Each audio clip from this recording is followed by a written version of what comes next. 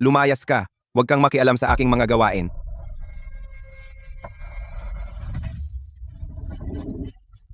Siguradong gutom na gutom ka na. Eto, kainin mo itong tinapay.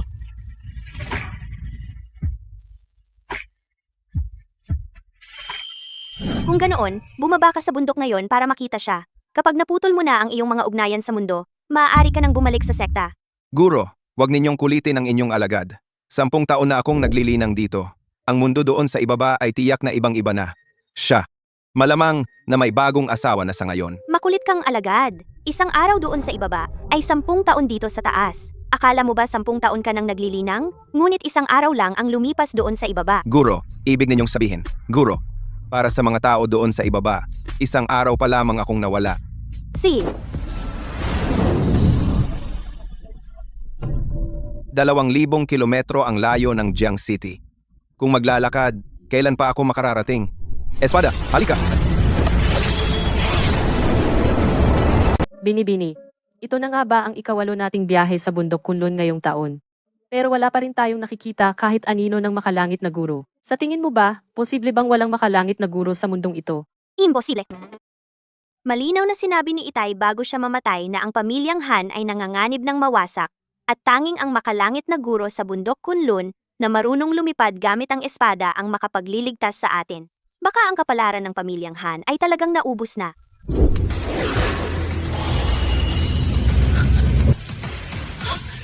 Ying, nakita mo ba iyon? Kanina lang, may lumipad na tao gamit ang espada. Opo, Binibini, nakita ko. Nahanap na natin ang makalangit na gurong lumilipad gamit ang espada.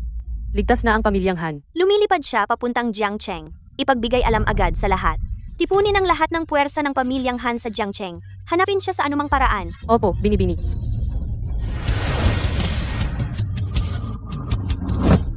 Ang mga gusaling ito ay eksaktong katulad noong umakyat ako sa bundok 10 taon na ang nakalipas. Kaya hindi nagsinungaling sa akin ang guro. Talagang isang araw lang akong nawala.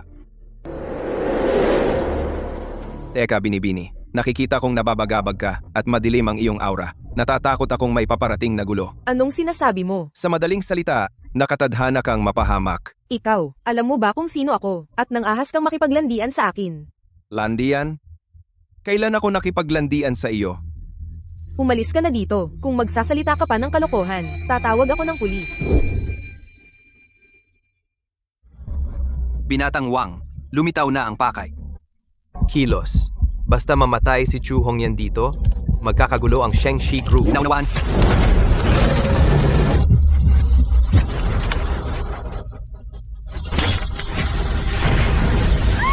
Kalimutan mo na. Isipin mo na lang na kabutihang ginawa mo.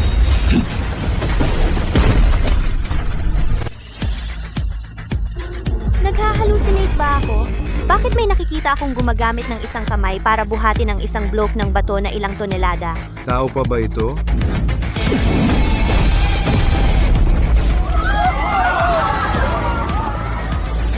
Binibini, sinabi ko sa'yo na dadating sa'yo ang isang madugong sakuna. Kita mo, hindi nga ako nagsisinungaling. Ikaw, ayos ka lang ba? Nasaktan ka ba kahit saan? Binibini, pakiusap, umayos ka. May asawa na ako. Iniligtas mo ang buhay ko. Ikaw ang tagapagligtas ni Chu Hongyan. Naglakas loob akong bastyusin ka kanina. Mamamatay na ako sa hiya. Binibining Chu, hindi naman ganoon kalala.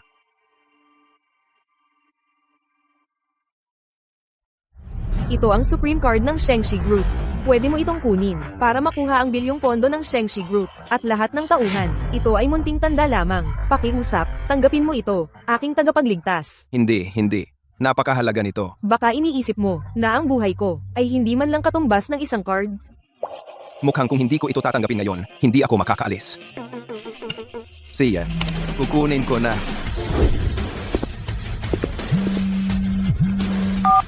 Yuyu, yung Daoist Master na binanggit mo kanina, sa tingin ko, nahanap ko na siya. Hayop ka! Ang kapal ng mukha mong bumalik! Sabihin mo sa akin! Ang cheque na nasa safe ni Ching Shui, saan mo itinago ang 20 milyong dolyar? Anong cheque? Hindi ko alam. Tama na, Lucien. Tigilan mo na ang pagdadahilan. Nawala ang checking iyon na 20 milyong dolyar kahapon. Ikaw lang ang wala sa bahay kahapon. Kung hindi mo kinuha ang cheque, sino pa kaya? Lucien, kahit na nakatira kang manugang sa pamilya Ye, Ngunit sa lahat ng mga taon, hindi ka naman ginawa ng masama ng pamilya Ye. Tama ba? Papaano mo nagawa ang bagay na ito? Ikaw na walang utang na loob na hamak. Noon, hindi sana natin ginastos ang 600,000 para maisama ka sa pamilya. Ching Shue, magtiwala ka sa akin. Talagang hindi ko kinuha. Lu Chen, alam kong dahil sa sakit ng iyong ina, ikaw ay kinakapos sa pera. Alam mo bang, ang 20 milyon sa checking iyon ay isang pansamantalang pautang para sa proyekto ng pamilya Ye na pakikipagtulungan sa Shengxi Group? Kung hindi makarating ang perang ito sa account ng Shengxi Group bukas, ang pamilya Ye ay hindi na muling magkakaroon ng pagkakataong makipagtulungan sa Shengxi Group. Kahit ikaw ay nagdududa sa akin, Sino pa? Sa pamilyang ito, si Mingbo ay may PhD mula sa ibang bansa. Ako ay isang doktor sa isang ospital na may mataas na antas. Si Ching Shui ay ang CEO ng isang pampublikong kumpanya. Ikaw lang ang walang trabaho at walang kita. Ikaw ay walang iba kundi isang parasito, namumuhay sa awa ng pamilya Ye. Kung hindi ka pinaghihinalaan ni Ching Shu, sino pa ang kanyang paghihinalaan? Huwag mong sayangin ang iyong mga salita sa kanya, Ling Shuang. Tinawagan ko na ang pulis. Pagdating ng pulis dito, makikita natin kung paano magdadahilan ang basurang ito. pinipilit ninyong lahat na ako ang kumuha. Ang 20 milyong iyon, may ebidensya ba kayo? Ebidensya? Anong ebidensya? Ikaw ang pinakawalang kwenta sa pamilyang ito. Kung hindi ikaw, sino? Paano kung hindi ako? Kung hindi ikaw, luluhod ako at hihingi ako ng tawad. Miss Ye, nahanap namin ang tseke. Nasa nakatagong bahagi ng safe ito. Buti naman, hindi nawala ang tseke. Siguro noong inililigpit ko ang mga gamit, aksidente kong itinulak ito sa tagong bahagi ng safe.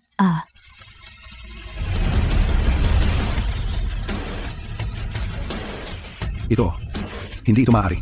Dahil natagpuan ang tseke, patunay na hindi ko ito ninakaw. Hindi ka ba dapat lumuhod, bayaw, at yumuko at humingi ng tawad sa akin? Ikaw. Ano? Babawi ka ba? Lu Chen, huwag kang masyadong malupit. Sinabi iyon ni Mingbo kanina dahil lamang nag-aalala siya kay Ching Shui. Bukod dito, lahat kami ay may bahagi sa pagdududa sa iyo. Hindi mo naman inaasahan na lahat kami ay luluhod at yuyuko at hihingi ng tawad sa iyo, di ba? Tama, Lu Chen. PhD ako mula sa ibang bansa. At ikaw ay isang lalaking nangangalaga lang sa bahay. At gusto mo akong lumuhod sa iyo? Sa tingin mo, karapat-dapat ka ba dyan? Kaya, sinasabi mo, babawi ka?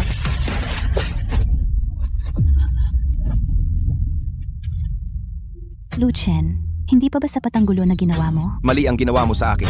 At ngayon, kasalanan ko na ba? Mali kaming nagduda sa iyo. Humihingi ako ng tawad sa iyo para sa lahat. Tigilan na natin yan. Oo nga pala, saan ka pumunta kahapon? Bakit hindi kita matawagan? Kahapon, ako. Sige, kalimutan na natin ang kahapon. Huwag mong hayaang mangyari ulit. Mula ngayon, huwag kang aalis ng walang pahintulot ko. Kailangan kong magmadali at ilipat ang pera sa Shengxi Group. Kahapon, nahulog ako sa tubig at muntik nang malunod. Kung hindi ako iniligtas ng aking guro sa tamang oras. Ching Shui, wala ka na bang kahit 5 segundo ng pagmamalasakit para sa akin? Mukhang ang 10 taong pagkahumaling ay sa wakas, nagtatapos na. Ching Shui, magdiborsyo na tayo. Anong sabi mo? Ikaw, gusto mo bang hiwalayan ako? Noon nag-asawa ako sa pamilyang Ye, para lang itaboy ang malas mo. Ngayong nagawa ko na ang dapat kong gawin. Sagabal lang ang manatili. Sige, kaya gusto mo ng diborsyo ha? Sige, pero nakikinabang ka sa pamilyang Ye? Kinagastos mo ang pera namin. Kung gusto mo ng diborsyo, bayaran mo muna ang utang na iyon. Kaya gusto mo akong magbayad. Itong walang kwenta, siya pa talaga ang gustong hiwalayan si Ching Shui. Perpektong pagkakataon para palayasin siya ng tuluyan. Tama na, Lu Chen. Alam naming lahat kung sino ka talaga. Tigilan mo na ang pagpapanggap. Kung may pera ka man sa account mo, sa tingin mo hindi ko alam? Bigyan kita ng paraan. Ang Liu He Chamber ay may utang sa ating pamilyang Ye. Mahigit 20 milyon sa bayad ng mga paninda. Singilin mo ang perang iyon at papayag si Ching Shui na hiwalayan ka, nanay. Ano? Ikaw ang pumayag na hiwalayan siya? Ngayon ka pa? Magdadalawang isip? Sige, aalis na ako ngayon. Babawiin ko ang pera para sa iyo. Lu Chen, gusto mo ba talagang hiwalayan ako ng ganoon na lang?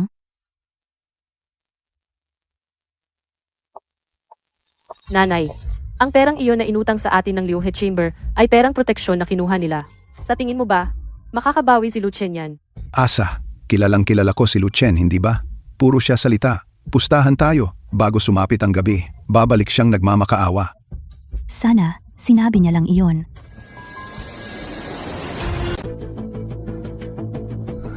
Hindi ba maayos ang cheque kanina?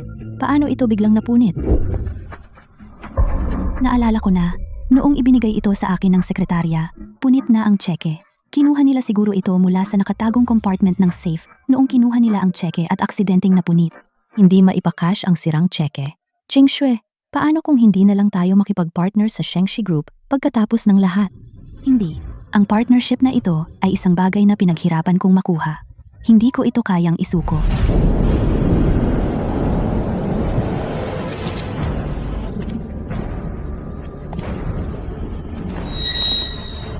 Hoy, sino ka? Taga-pamilya Ye ako. Ako si Lucien. Nandito ako para makipagkita kay Miss Bai. Gusto ko ang 20 milyong dolyar na utang niya sa amin. Lucien. So ikaw si Lucien, ang manugang na nakatira sa pamilya Ye? Ako nga. Mabuti, ikaw ang unang nangahas na pumunta sa Liuhe Chamber of Commerce para maningil ng utang. Anong ibig mong sabihin? Anong ibig mong sabihin? Hahaha, bata, may problema ka na, hahaha.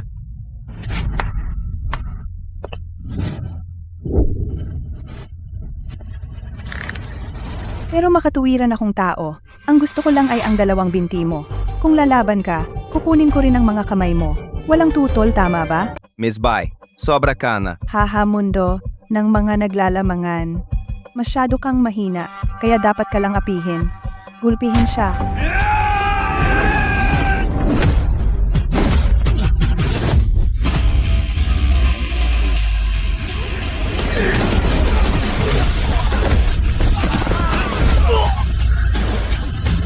Paano nangyari ito? Ikaw lang ang nakatirang manugang ng pamilya Ye. Paano ka nagkaroon ng ganyang kakayahan?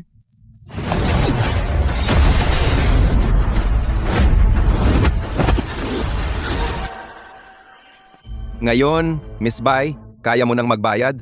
Naghahanap ka ng kamatayan.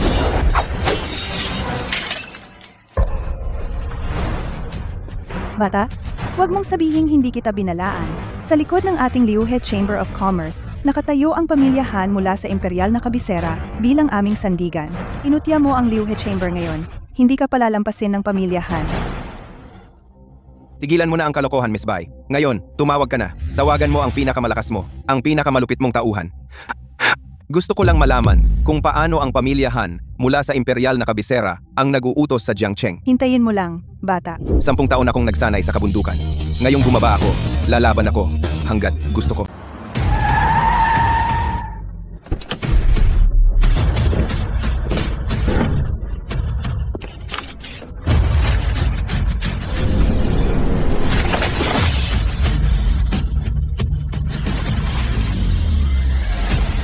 Sige, pilayin ang gunggong.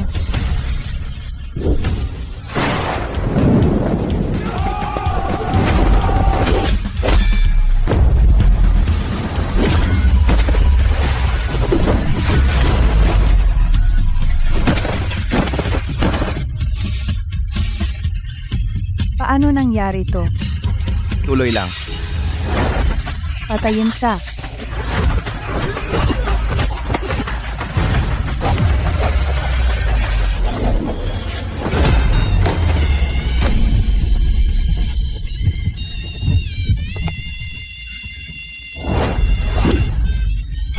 Huwag kang lalapit.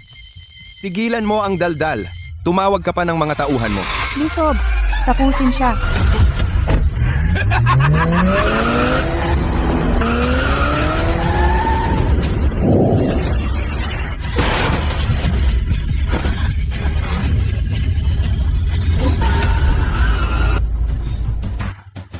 Durugin.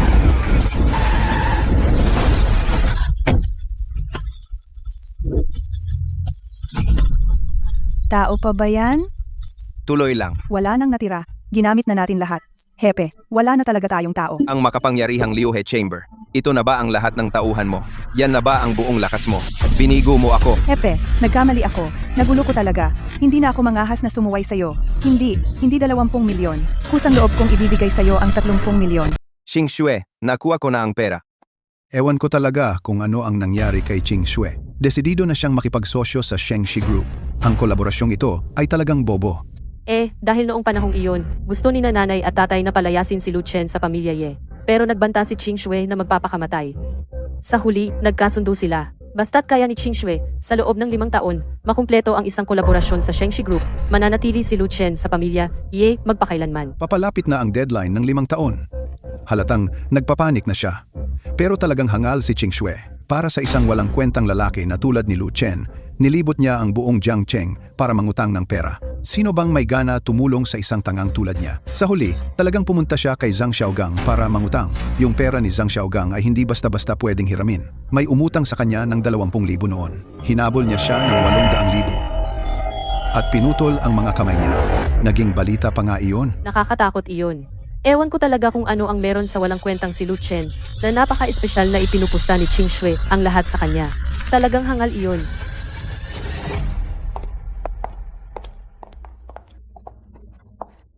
Ching Shue, nandito ka no. Bakit hindi ka sinamahan ni Lu Chen? Malamang alam niyang pumunta si Ching Shue para mangutang at natakot na masangkot. Kaya nga natakot siyang pumunta. Ching Shue, ang lalaking tulad niyan, walang kahit anong pakiramdam sa responsibilidad. Ewan ko ba kung bakit pinipili mong kasama siya. Huwag na nating pag-usapan iyan. Kailan darating si Mr. Zhang? Ching Shue, huwag kang mag-alala. Alam ko, ang pamilya Yi ay nagkakaroon ng problema sa daloy ng pera kamakailan. Dahil sa aming pagpapakilala, pumayag si Mr. Zhang na ipahiram sa iyo ang pera. Ngayong gabi ay para lang magkita-kita at magsaya lang. Talaga?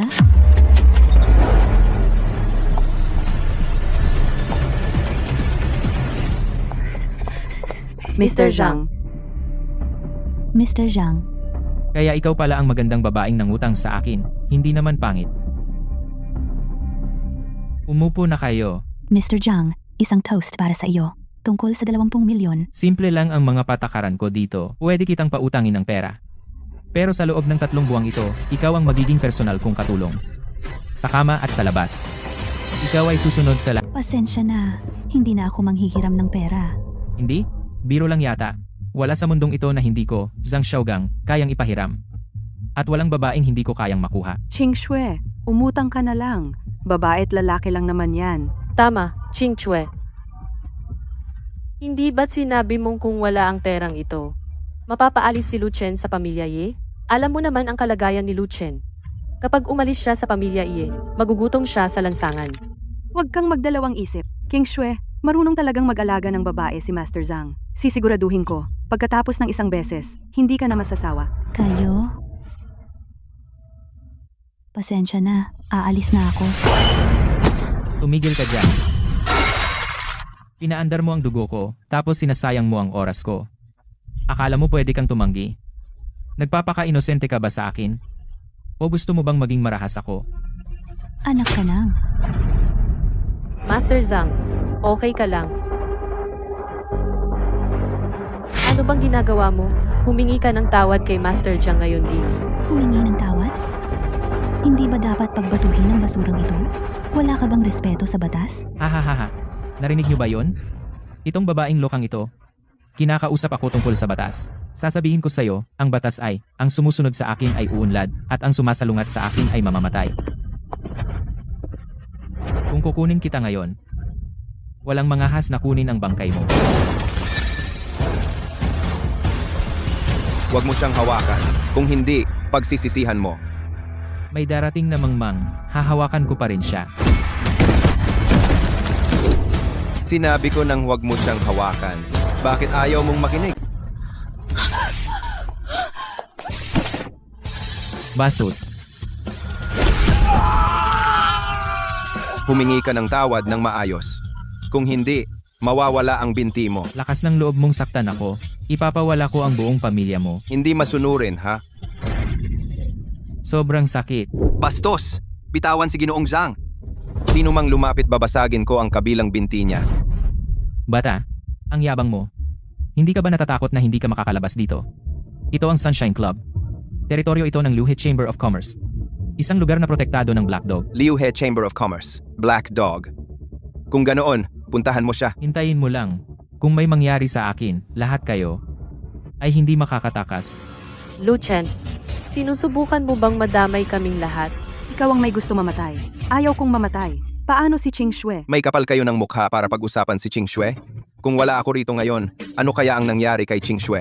Lalakas ba ang loob mong sabihin na hindi mo alam? Kalokohan. Lu Chen, humingi ka ng tawad kay Ginoong Zhang ngayon. Kung hindi, pananagutan mo ang lahat ngayong gabi. Ako si Lu Chen. Ginagawa ko ang gusto ko. Kailan ka pa nakakapag-utos sa akin? Ching Shue, pagsabihan mo siya. Huwag mong hayaang hilahin kanya pababa. Hindi masasaktan si Ching Shue. Ligtas din ang pamilya Ye. Kung hindi ka hihingi ng tawad, ikaw ang magkakaproblema. Gusto kong makita kung sino ang may kapal ng mukha na manggulo sa teritoryo ko. Lu Chen, tapos ka na. Kuya Dog, iligtas mo ako. Ang kapal ng mukha ng batang ito. Lakas ng loob na hamunin ka at ang autoridad ng Liuhe Chamber. Hulihin siya. Sino ang humipo kay Young Master Zhang? Lumapit ka ng kusa. Taga Liuhe Chamber ka. Tama, ako ang namamahala dito. Binata. Bawal ang away dito. Kaya malaki ang problema mo ngayon. Hindi mo man lang itatanong kung sino ang tama o mali. Siyempre, ikaw ang mali. Ako mali. Inakala mong mali ako nang hindi mo man lang sinuri ang mga katotohanan. Ito ba ang paraan ng Liuhe Chamber? Dito, sabi ko, mali ka. E di, mali ka. Sige, ngayong narinig ko na iyan, bigla kong naramdaman. Tapos ka na bilang manager dito. Sira ang ulo ng batang ito. Ang kapal ng mukha niyang kausapin si Kuya Dog ng ganyan. Patay na siya. Kung matapang ka, palayasin mo ako. Bibigyan kita ng 1 minuto para ayusin ang lahat. At saka mo isipin ang iyong paninindigan. 50 segundo. Bata, sobra ka na. Luhod ka at tanggapin ang iyong kapalaran. Ha ha ha ha. Nagpapanggap ka pa? Luhod ka, yumukod, at humingi ng tawad. 40 segundo.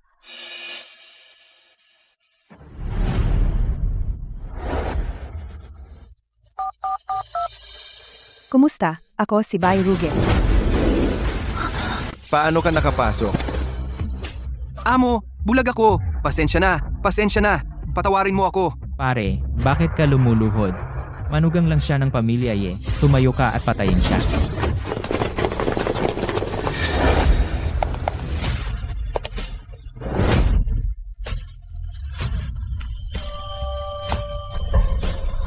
Ginoong Lu? Ginoong Lu? Panauhing pandangal ko si Ginoong Lu. Sino sa inyo ang may balak mamatay? Sino ang may tapang na suwayin siya? Itong tinatawag nilang Zhang Xiaogang. Sinaktan niya ang misis ko at inapi. At sinabi niya na ang samahan ng kalakalan ng Liuhe ang nasa likod niya. Isinumpa niyang hindi na ako makakalabas dito. Ang samahan ng kalakalan ng Liuhe ang nasa likod mo? Presidente Bai. Ako si Zhang Xiaogang. Ang tatay ko ay... Hindi ko siya kilala. Panauhing pandangal ko si Ginoong Lu. Ang kapal ng mukha mo. Ginagamit mo ang pangalan ng samahan ng Liuhe para salakayin siya. Maling akala lang iyon. Maling akala lang. Maling akala? Inapi ninyo ang asawa ni Ginoong Lu. Maraming saksi. At sasabihin pa ninyong maling akala lang? Kung gayon, bibigyan ko rin ang pamilya Zhang ng maling akala. Sino mang sangkot dito, kung ano ang mangyayari, hindi ko na kailangang sabihin pa. Presidente Bai, ang tatay ko si Zhang Daqiang. Sana naman respetuhin mo kami. Ang tatay mo? Hinihila mo siya rito? Gusto mo bang mamatay siya kasama mo? Bukod dyan, kahit nabigyan ko ng respeto ang tatay mo, kakayanin ba niya iyon? Ikaw? Ikaw? Kaya ba ninyo iyon? Si Mr. Lu ay mabait at makatarungan. Ayaw niyang makakita ng dugo. Pero ako, si Bai Ruge, ay isang babaeng laging gumaganti. Kung hindi, ang reputasyon ng aking Liuhe Chamber, saan ito mapupunta? Gawin ninyo ito mismo. Kung magpapakatanga pa kayo, huwag ninyong sisihin ako kung maging malupit ako. Hindi kayang panoorin ng asawa ko ito. Aalis na kami. Mr. Lu, pakiusap. Ching Shue, iligtas mo kami. Iligtas mo kami. Iligtas mo kami.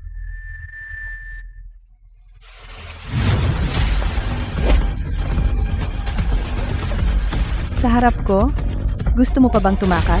Sa tingin mo ba talaga na mahina ang aking Sihes Society? Miss Bai, pakiusap, maawa ka sa amin. Alam namin nagkamali kami.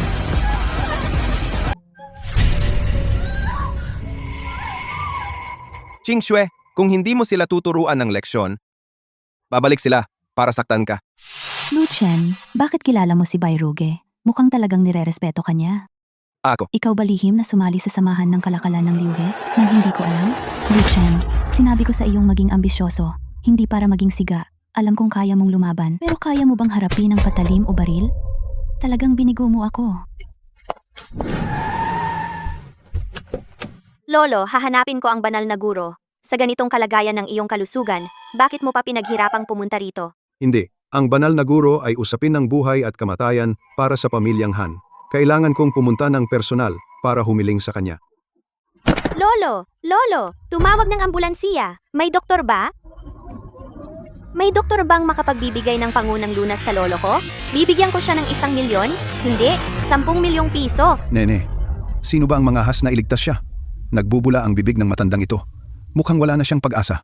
Pakiusap. Iligtas ninyo ang aking lolo.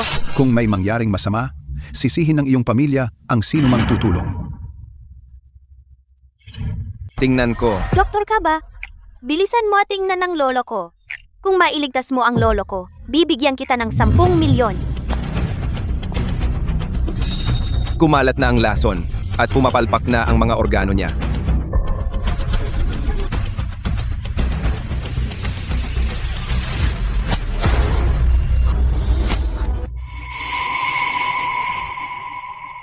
Uy, hindi ba ito ang manugang na nakatira sa pamilya Ye? Oo nga, hindi ba siya ang kilala sa buong Jiangcheng bilang ang walang kwenta? Hindi ka doktor. Kung marunong siya sa medisina, magpapaalipin ba siya sa pamilya Ye? Isang palamunin na wala kahit lisensya sa medisina. Hahayaan mo talaga siyang gamutin ang lolo mo? Kung hahayaan mong mangialam siya ng ganito, baka mamatay ang lolo mo nang hindi man lang nagkasakit. Kung hindi ka doktor, bakit mo hinahawakan ang lolo ko? Tingnan mo yan. Pinapahirapan niya hanggang mamatay ang lolo mo. Kailangan lang niya ng isa pang tusok. At gagaling siya. Lumayo ka! Sinasabi ko sa'yo, kung may mangyari man sa lolo ko, pananagutan mo! Lucien, Qingxue, huwag kang gumawa ng gulo. Ang pamilya Ye. Tatandaan ko, 2. ikaw na babae. Ayos lang na hindi ka nagpapasalamat, pero ang sama ng ugali mo. Tama na, huwag kang gumawa ng gulo. Umuwi ka na sa akin. Pero Gising na siya. Gising na siya. Salamat. Buti na lang at nakahabol ka. Binibini, nalason ang lolo mo. Isang tusok na lang para mailabas ng buo ang lason. Kung hindi, Kumakain kami ni lolo. Maayos naman ako. Paano nangyari na nalason si lolo? Sinungaling ka. Sinusundot mo ng karayom ang lolo ko. Bubugbugin kita hanggang sa mamatay ka. Binibini, tumutulong lang ang asawa ko. Hindi kailangan manakit ng sinuman. Kung may mangyari sa lolo mo, pwede kang tumawag sa pulis. At saka, sino ka ba? Nangahas kang sakta ng asawa ko. Maaari kong hamakin siya. Pero hindi ibig sabihin na pwede kang mang-api sa kanya. Isa kang tagalabas. Kung may mangyari sa lolo mo, mananagot ang pamilya Yi. Sa pinakamasama, 2 buhay para sa isa. Qingxue. Binibini, ang mga tauhan namin may nahanap sa South City na kamukha ng Tianxi. Mas mabuti pang ipagdasal mong maayos ang lolo ko. Kung hindi, babayaran ninyo ng inyong mga buhay. talagang nasa panganib ang matandang iyon. Sinabi ko nang huwag kang makialam, pero hindi ka nakinig. Umuwi ka na sa akin ngayon. Wala nang padalos-dalos na paggamot mula ngayon. Talagang nasa panganib siya. Bumalik na si Qingxue. Halika, kumain na tayo. Kumain ka na rin. Pakikisama lang. At naniwala ka naman? May niluto ba ako para sa'yo? Pumupunta ka na lang at kumakain. Bakit walang pagkain para sa kanya? Hindi ba 8 ang putahe dito? Yung 8 putahe ay para, gawa ni Ling Shuang at Ningbo. Pareho silang mga elite ng lipunan. Malaki ang naitulong nila sa pamilya sa mga nakaraang taon. Sino ba ang akala ni Lucien?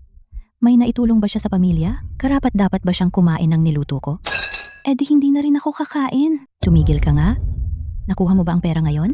Bukas ang huling araw ng pagbabayad para sa Shengxi Group, ang takdang araw. Kung hindi natin mabayaran bukas, ang ating pakikipagtulungan sa Shengxi Group ay mawawalan ng bisa. Ayon sa kasunduan, ang walang silbi na si Lucien ay kailangang umalis sa pamilya Ye. Nanay, hindi ba tayo nagkasundo na hindi natin sasabihin kay Lucien ang tungkol dito? Ano bang dapat ikatakot? Malalaman niya ring maaga o huli. Nasaan ang pera? Hindi ako nakahiram. Galing? 5 taon. Itong walang kwentang basura sa wakas ay makakaalis na sa pamilya Yeko, Ling Shuang, Ningbo. Ngayon ay magandang araw. Itaas natin ang ating mga baso at magdiwang. Sa tingin ko, masyado pang maaga para magdiwang. Anong ibig mong sabihin? Ang ibig kong sabihin ay, sinabi lang ni Ching Shue na hindi siya nakahiram ng pera. Hindi niya sinabi na walang perang pambayad, ang pansamantalang utang para bukas. Hindi mo naman sasabihin na nakuha mo ang pera mula sa Liuhe Chamber of Commerce, di ba? Siya? Nakita ko siyang abala buong araw at hindi man lang siya nakasingil ng 500,000. Hindi 500,000 yon.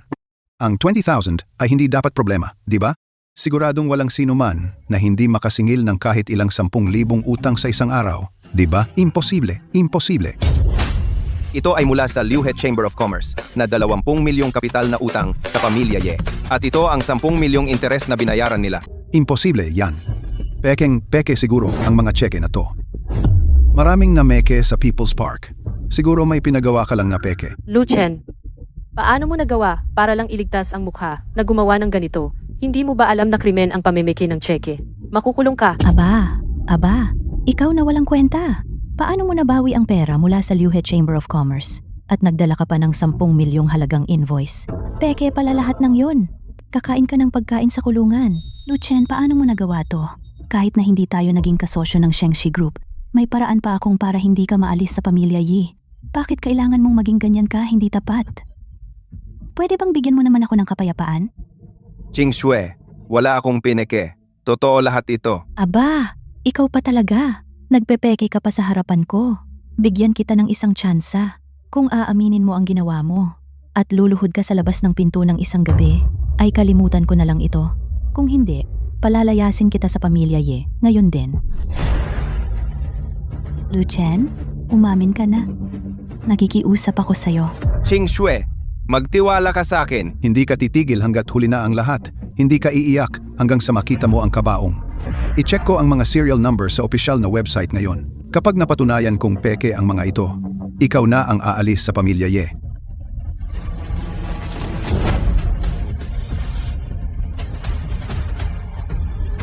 Itong 3 tseke ay talagang totoo lahat. Luchen, nabawi mo ba talaga ang pera mula sa 6 na harmonya na kapulungan ng Kalakalan?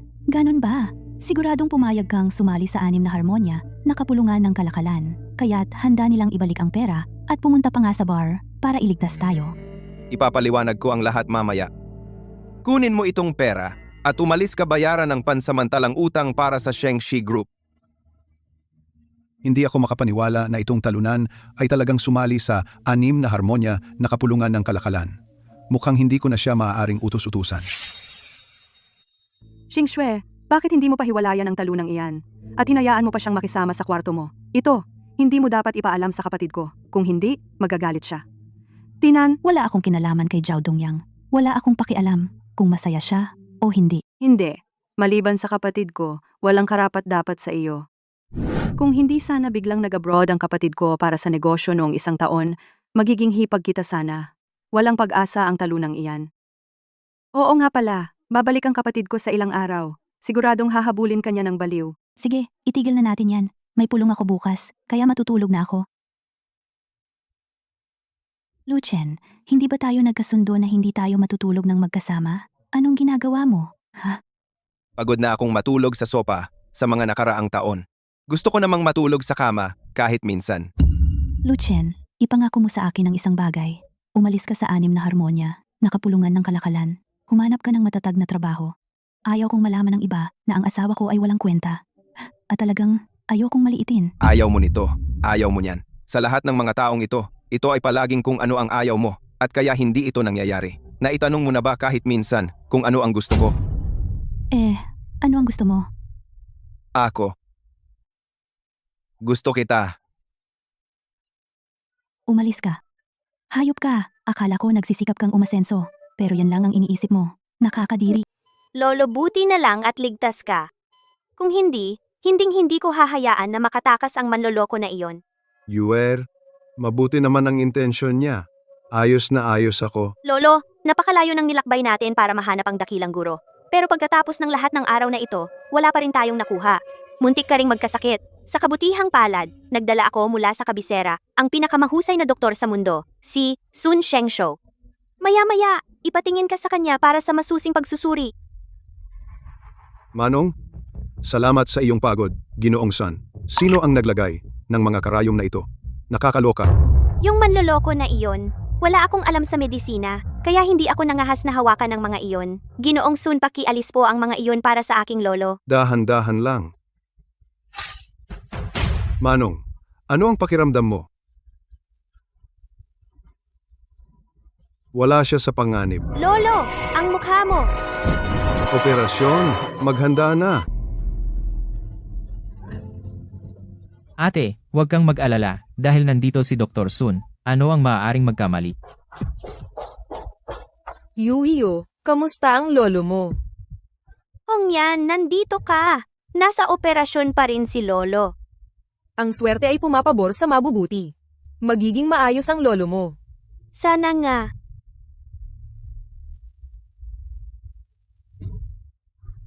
Ginoong San, kumusta ang lolo ko? Binibining Han, taos puso akong humihingi ng tawad. Ginawa ko na ang lahat ng makakaya ko. Hindi ka ba dapat maging isang dalubhasang manggagamot? Bakit hindi mo nailigtas ang lolo ko? Pakiusap, uminahon ka, Master Han. Ang sakit ni Elder Han ay talagang kakaiba. Sa loob ng 30 taon kong pagsasanay sa medisina, wala akong nakitang katulad nito. Wala talaga akong magawa. But, Hindi ako makapaniwala. Paano nangyari na basta na lang nawala ang lolo ko? natatakot ako na tanging isang makalangit na immortal ang may pag-asa. Yuyo, may kilala akong kaibigan. Siya ay may pambihirang talento. Hindi siya pangkaraniwang tao. Baka makakatulong siya. Tagapagligtas, libre ka ba ngayon? Anong problema, President Chu? Huwag mo akong tawaging President Cho. Masyadong formal iyon. Tawagin mo na lang akong yan. Sige, pero wag mo rin akong tawaging tagapagligtas. Tawagin mo na lang ako sa pangalan ko. Sige, tatawagin kitang Luchen o Totoy. Yan, ano ang kailangan mo sa akin? Alam ko kung gaano ka kagaling. Gusto kong humingi ng tulong sa iyo para iligtas ng isang matanda. Si, Luchen, sumakay ka na sa kotse. Ano ang tinitingnan mo, Tutoy? wala, yan, magmaneho ka na lang. Seryoso. Hindi ba tayo magliligtas ng tao? E di ikakabit ko ang seatbelt mo. Ikaw talaga, Pilyo. Akala ko nawala na ang alindog ko. Yan, ikaw. Sige, tama na ang biruan. Hindi mo pa sinasabi sa akin, sino ang ililigtas mo? Ang pinuno ng pamilyang Han, isa sa mga nangungunang pamilya sa kabisera ng imperyo, Han Shikshong. Buisit, baka huli na tayo. Hindi naman, pumasok tayo at tingnan.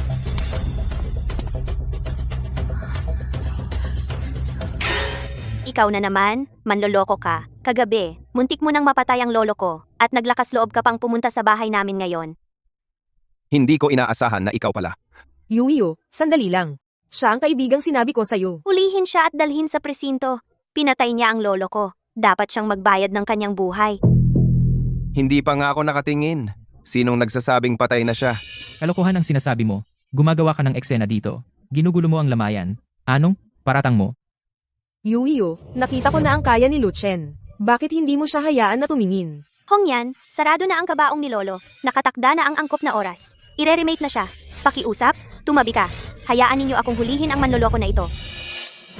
Miss Han, kung hindi mo ako hahayaang iligtas ang lolo mo, ikaw ang tunay na papatay sa kanya. Dali, pigilan ninyo siya. Ngayon ay anibersaryo ng kamatayan ng matandang amo. Ang kapal ng mukha mong manggulo sa bahay ng Han. Mga bantay,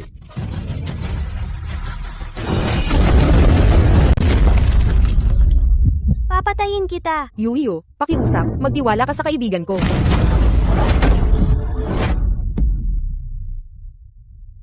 Hindi pa umabot sa kanyang puso ang lason.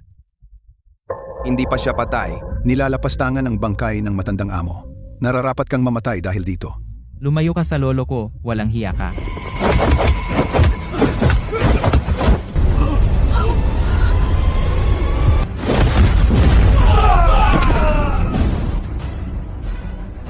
tama na, binata. Ano man ang motibo mo, tumigil ka na. Hahayaan kong mabuhay ka. Kung hindi, hindi ka makakaalis ng buhay sa tahanan ng Han. Sabi ko, hindi pa siya patay. Tumahimik ka. Patay na si Maestro Han. Hindi mapagkakaila ang katotohanan iyan. Si Maestro Sun, kasama ang mahigit 100 nangungunang doktor, ay nagsuri sa kanya. wala nang lunas ang sakit ni Lolo. Desidido ka pa rin sa iyong gusto, nagmamagaling, ginugulo ang pahinga ng lolo ko. Kung gayon, kailangan kitang patayin, halimaw ka. Tigilan na ang daldal at barilin mo na. Gusto kong ilibing siya, kasama ng aking lolo. Sandali, Yuyo, makinig ka muna sa kapatid ko. Hindi papatay ang lolo mo. 7 karayom lang at maliligtas siya. Pero ginambala mo ang paggamot ko at inalis mo ang mga karayom ng mag-isa. Iyon ang naging sanhi, kaya ang lason sa kanyang katawan ay lalong lumubha. Nagsisinungaling ka. Pinatay mo ang lolo ko dahil sa walang ingat mong pagtusok. Ikaw ang kaaway ng pamilyang Han. Binibining Han, dahil hindi ka nagtitiwala sa aking husay sa paggamot. Kung gayon, magpustahan tayo ngayon. Kung mabigo akong gamutin ang lolo mo ngayon, gawin mo sa akin ang nais mo. Pero kung manalo ako, mula ngayon, hindi ka na magiging isang prinsesa ng pamilyang Han, kundi ang personal kong katulong. Lakas loob mo bang tanggapin? Mayabang ka. Tumigil ka sa pakikipag-usap sa kanya. Patayin mo na lang siya. Ano ang gagawin ko? Hindi, tinatanggap ko. Gusto kong mamatay siya na alam niyang natalo siya. Ngayon, una, ilabas natin ang iyong lolo sa kabaong para magamot ko siya.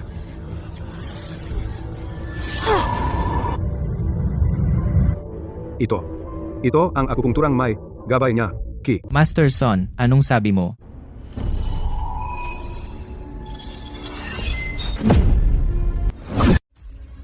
Itong bituing karayom na nagbabalik buhay. Ito nga ang 7 bituing karayom na nagbabalik buhay. Kaluluwa, bumalik. Espiritu, bumalik. Kumusta si lolo? Sinungaling, hindi pagising si Lolo. Peke siya, habulin siya. Anong pagmamadali? Barilin siya. Ubo.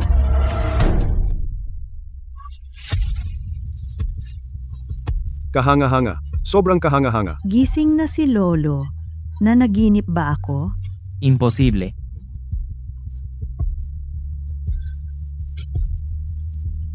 Lolo, akala ko hindi na kita makikita ulit. Hindi pa ako patay. Iniligtas ka niya. Lu, isa kang himalang doktor. Nakagawa ka ng himala. Talagang humahanga ako sa iyo. Utang ko sa iyo ang buhay ko. Hindi ko kayang gumanti sa iyo. Bibigyan kita ng kalahati ng kayamanan ng pamilya Han, bilang pasasalamat sa pagliligtas mo sa akin. Lolo, paano nangyari ito? Sa tingin mo ba ang buhay ko ay hindi katumbas ng presyong ito? Maestro Han, ayoko ng pera mo. May isa lang akong kondisyon. Dr. Lu, magsalita ka ng malaya. Naaalala mo ba ang naunang taya kay Han Yue?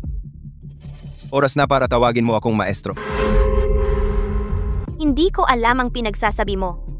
Ano? Uurong ka na ba? Sumama ka sa akin.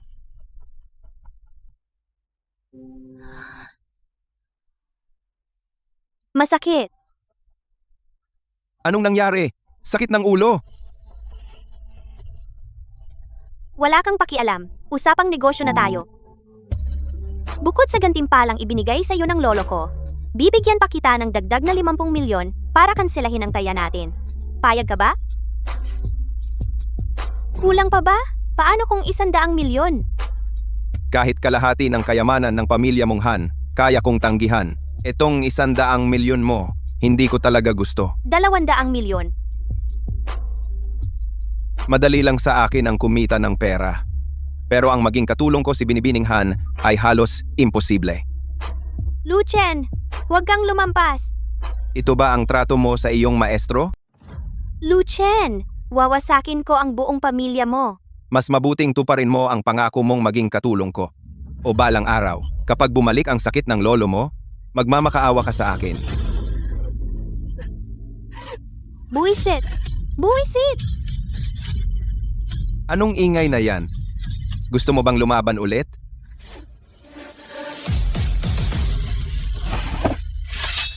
Teka lang, may gagawin ako sa'yo. Puputulin kita.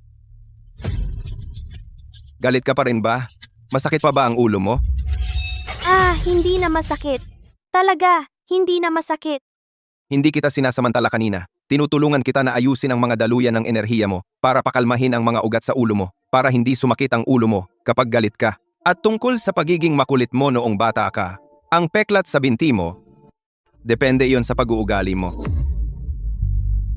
Ikaw, paano mo nalaman? Bibigyan kita ng 3 araw. Alagaan mo ang lolo mo. Nakakagaling lang sa malubhang sakit. Sa 3 araw, magiging katulong kita. Susunod ka sa bawat utos ko at gagawin mo ang lahat ng ipagagawa ko. Pakiusap, nagmamakaawa ako sa'yo. Sige na?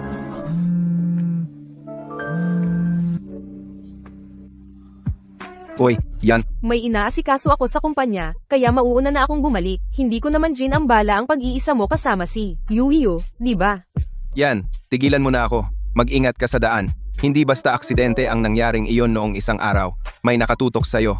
Kailangan mo talagang mag-ingat. Nag-aalala ka ba sa akin, bata? Huwag kang mag-alala. Tinawagan ko na ang tita ko. Dalubhasa siya sa sinaunang sining ng pakikipaglaban. Sa pagprotekta niya sa akin.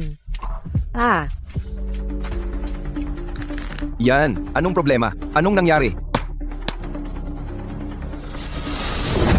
May mali talaga.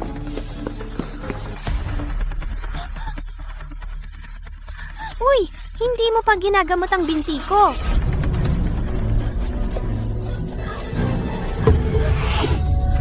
Binibining Chu. Saan ka pupunta?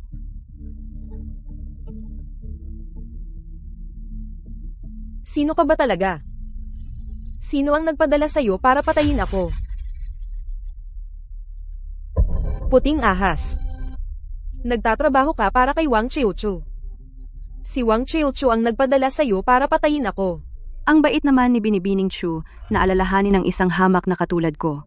Ngunit para sa pagbabalik ni Ginoong Wang, ngayon, mamamatay ka. Si Wang Chiuchu, upang maging pinuno ng alyansa ng imperial na kabisera, ay nagbalak na patayin ang matandang Panginoon ng pamilyang Han, at pinalayas namin siya mula sa Jiangcheng. Naglakas loob siyang bumalik. Nakuha na ni Ginoong Wang ang suporta ng isa pang makapangyarihang pamilya mula sa imperial na kabisera. Malapit na siyang bumalik sa Jiangcheng at maging hari nito. Nanaginip siya. Hanggat nandyan ang pamilyang Chu, hinding-hindi niya makukuha ang gusto niya. Kung gayon, mamatay ka. Lakas loob kang makialam? Naghahanap ka ng kamatayan? Ano? Yan, ayos ka lang ba?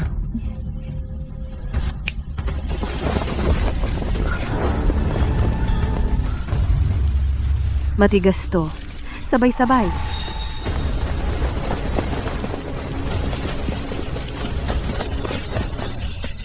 Yan, pahiram ng ipit mo.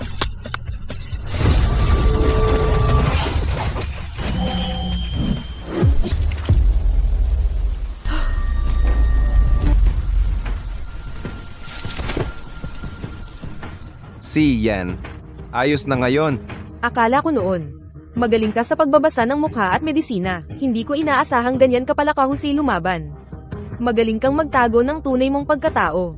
Yan, iniligtas ko ang buhay mo. Tandaan mong bayaran mo ako ng mabuti sa hinaharap. Kung gayon, dapat ba akong ibigay ang sarili ko sa iyo?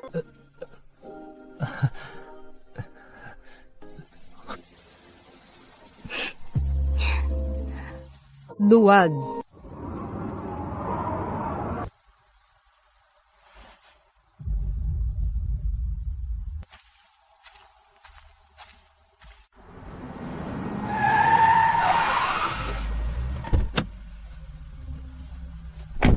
Hongyan, ayos ka lang ba? Ano bang nangyayari? Tita, ayos lang ako. May mga mamamatay tao na nandito para patayin tayo. Buti na lang nandito si Luchen. Si Luchen? Siya ang nagligtas sa'yo? Oo nga. Huwag kang gumalaw. Ang tapang mong lumaban, patayin agad. Tita, anong ginagawa mo? Ordinaryong tao lang siya. Paano niya nagawang patayin ang mga profesional na assassin? Nagtutulungan sila. Bata, ginagawa mo bang palabas ang mga buhay para mapalapit kay Hongyan? Kaya mong lokohin ang iba, pero hindi ako. Ebidensya? Walang ebidensya. Kahit na totoong iniligtas mo si Chu Hongyan, sa pambihirang panahon, gumagamit tayo ng pambihirang paraan. Mas gugustuhin nating pumatay ng 1,000 ng nagkakamali kaysa hayaan ng isa na makatakas. Mabuti. Tita, huwag kang magulo. Siya ang iniligtas ni Luchen. Tumahimik ka. Baka isa kang binibini ng pamilyang Chu, pero ako ang tita mo. Tungkulin kong ituro sa'yo ang tama at mali. Gusto mo talagang makipag-away sa akin? Guguluhin kita. Bata, tapos ka na, pero hindi mo pa rin nakikita. Isang hagas lang ng tabako ang kailangan.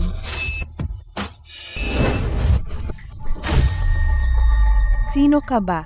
Ang lalaking papatay sa'yo. Taga-pamilya Chu ako. Tita ako ni Hongyan. Lalakas ka bang patayin ako? Kaya mo bang harapin ang kahihinatnan?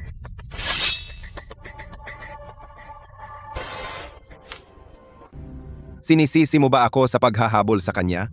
10 tita, ay wala kumpara sa'yo sa puso ko. Hindi pala ako nagkamali ng napatay. Tingnan mo siya at ang mga kaliwang pulso ng mga pumatay na iyon. Traidora siya. Yan, ano bang problema ng mga taong ito? Ang tinatawag na White Snake ay isa sa 3 gininto ang bulaklak ni Wang Cheochu. Wang Cheochu, noon, sa pilitan niyang tinamkam ang mga negosyo, sumabak siya ng todo sa mga ilegal na negosyo, at sinubukan pa niyang agawin ang posisyon bilang pinuno ng Jiangcheng. Sa mga taong iyon, hindi mabilang na pamilya sa Jiangcheng ang nawasak, nagulo ang lahat, sa itaas man o sa ilalim. Sa kabutihang palad, noong mga panahong iyon, ang pinuno ng pamilya Han sa Dijing, si Han Dongshan ay nakialam, at pinalayas siya mula sa Jiangcheng. Pero sino ang mag-aakala, nang mamatay si Han Dongshan, nagbalik siya. Yang tinatawag na Wang Qiaochu. Bakit ba siya sabik na maging Panginoon ng Jiangcheng? Ang Panginoon ng Jiangcheng, ito ang titulo ng namumuna sa Jiangcheng. Pinapagamit nito sa iyo ang lahat ng yaman ng Jiangcheng. Walang makakatanggi sa toksong iyon. Kailangan kong pumunta kina Elder Han at sa iba pa, para pag-usapan ang gagawin natin. Siya nga pala, ang sakit ni Han Yue hindi ko pa ito nagagamot. Ihatid mo ako. Oo. Anong ginagawa mo kanina? At nagmamadali ka? Nagkaroon ng problema siyan. Ayos na. Kung gayon, ituloy mo ang paggamot sa akin.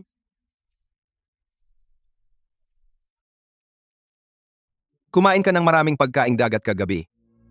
Paano mo nalaman? Sumama ako kay Lolo kahapon at kumain ng masaganang pagkaing dagat. May kinalaman ba ito sa pinsala ko?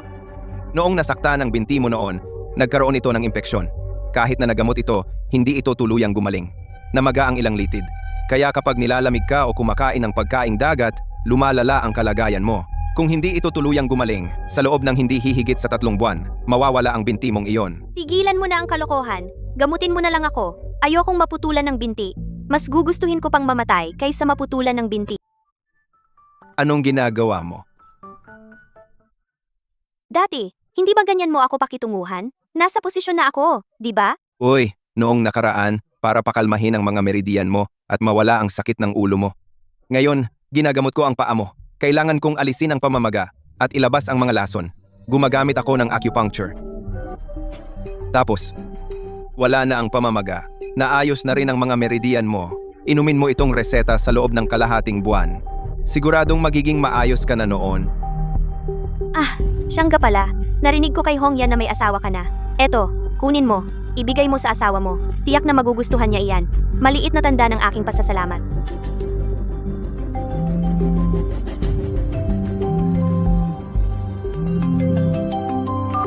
Uy, 10 minuto. Sunduin mo ako sa Aegean Restaurant. Anong problema? Bumalik na si Zhao Dongyang. Nakakabaliw siya. Pumunta ka agad dito. Ano, tinatawagan ka ng asawa mo para kamustahin? Oo, kailangan ko na namang umalis. Isang limited edition na Lamborghini, $12 milyong. Dumating ito noong 1 linggo. Nasa ibaba lang.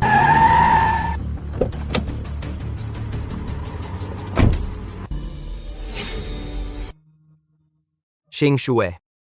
Sa wakas, nakikita na kita ulit. Xing Shue, napakaswerte mo. Kabalik-balik lang niya galing sa ibang bansa, at dumiretso siya para makita ka. At nagdala pa siya sa'yo ng mga bulaklak na ito. Zhao Dongyang, uulitin ko. May asawa na ako. Wala akong pakialam na may asawa ka. Dahil mahal kita ng buong puso. Xing Shue, napakaswerte mo. Siguradong nakapagligtas ka ng kalawakan sa nakaraang buhay. Hindi ko nakita. Nagpo-propose ba siya kay Xing Shue? Lu Chen, ang pagmamahal ay hindi tungkol sa pag-aangkin sa kanya. Ito ay tungkol sa pagpapasaya sa kanya habang buhay. Kung gusto mong maging masaya si Xing Shue, sige, bilisan mo at sumigaw kasama namin. Hayaang tanggapin ni Xing Shue siya. Lu Chen, di ba? Narinig na kita. 10 milyon, at iwanan mo si Ching Shue. 100 milyon at lumayas ka. Katawa-tawa. Manugang ka na umaasa sa pamilya Ye. At pinag-uusapan mo ang 100 milyon? Pustahan tayo. Wala ka man lang 100 piso. Akala mo, tanga kami? Ikaw na walang kwentang manugang, gusto mong makipagsabayan sa akin sa yaman? Sa ano? Bibig mo? Sabihin mo lang sa akin, 100 milyon. Makakaalis ka ba sa mundo ni Ching Shue ng tuluyan? Bata? Talaga bang gusto mo akong kalabanin? Kung gusto mo man ang pera o hindi, kung aabalahin mo ulit si Ching Shue, hindi kita pakakaluwagan. Alam mo ba kung sino ako? Nangahas ka bang kunin si King Shue sa akin? Ako ang asawa ni Ching Shue. Kahit na asawa mo na si Ching Shue ngayon, ako, si Zhao Dongyang, ay kaya pa rin siyang agawin sa iyo. Ang Eternal Heart na ito ay nagkakahalaga ng 10 milyon. Gawa ito sa pinakamatigas na brilyante sa South Africa. Pinapatunayan nito na mas matibay ang pag-ibig natin kaysa sa ginto. Brilyante, parang butil ng salamin. Ang probinsyano ay probinsyano. Ito ang pinakamatigas na pink na brilyante sa buong mundo. Pinakamatigas? Saan matigas? Mr. Zhao, ang brilyante mo ay hindi man lang katumbas ng isang butil na baso. Galing talaga yan sa pabrika ng peke. Basura ang ginagawa nila at 10 milyon ang halaga nito. Baliw ka ba? O ginagago mo si Ching Shue? Buwisit ka! Sinira mo ang brilyante ng kapatid ko. Kailangan mo akong bayaran. Miss Zhao, niloko ang kapatid mo ng tindero. Sa tindero siya dapat magreklamo. Bukod diyan, kahit may kayang durugin ng mga daliri ko, nagpapanggap na brilyante. Ikaw? Zhao Dongyang, huling babala ko sa'yo. Lumayo ka sa asawa ko simula ngayon. Kung hindi, huwag kang magalit kung maging bastos ako. Asawa mo? Anong karapatan ng isang walang kwentang gaya mo para maging asawa?